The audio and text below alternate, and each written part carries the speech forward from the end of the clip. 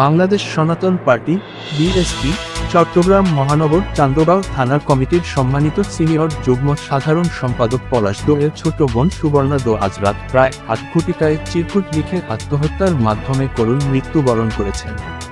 ঘটনার খবর জানার সঙ্গে সঙ্গে বাংলাদেশ সনাতন পার্টি চট্টগ্রাম জেলা কমিটির পক্ষ থেকে ভুক্তভোগী পরিবারের পাশে সর্বোচ্চ সহযোগিতা করা হচ্ছে।